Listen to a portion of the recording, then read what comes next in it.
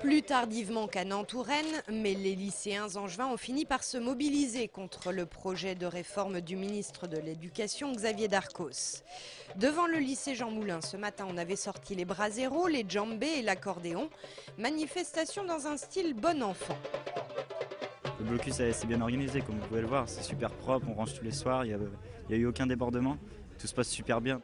Mais ce n'est pas le cas partout. Au lycée Chevrolier ce matin, tous les cours étaient programmés, les élèves ont pu rentrer sans difficulté majeure, mais des incidents ont eu lieu. On a eu donc ce matin assez tôt une visite d'un groupe non négligeable d'élèves issus d'autres établissements qui souhaitaient bloquer l'établissement.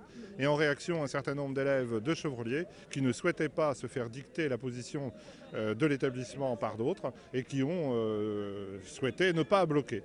D'où quelques petits affrontements sans gravité. Le problème, c'est que c'est des gens qui n'étaient pas du lycée, qui sont venus motivés et qui ont essayé de faire un vote devant le lycée sans qu'il y ait aucune réunion d'information, sans qu'on soit sûr que les gens bloquent contre une loi et pas pour simplement ne pas aller en cours. Si Chevrolier se bloque, c'est des lycéens de Chevrolier qui en prennent la décision et il faut qu'ils soient bien informés.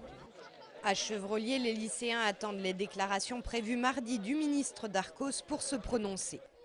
Aujourd'hui, la surprise est venue du lycée David d'Angers. Le blocage a été voté ce matin en assemblée générale et après débat contradictoire, c'est seulement la troisième fois de toute son histoire que le lycée est touché par un tel mouvement.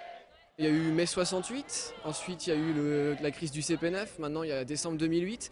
Donc, ce qui prouve que si on est là, c'est pas pour rien, c'est qu'on a des convictions à défendre. Donc je pense que justement le fait qu'on le fasse pas souvent, ça montre que la crédibilité de notre acte et qu'on a envie de tout faire pour se faire entendre.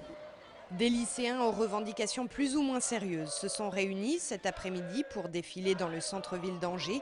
La mobilisation semble pour l'instant bien désorganisée, mais les lycéens annoncent de nouvelles occupations d'établissements pour lundi.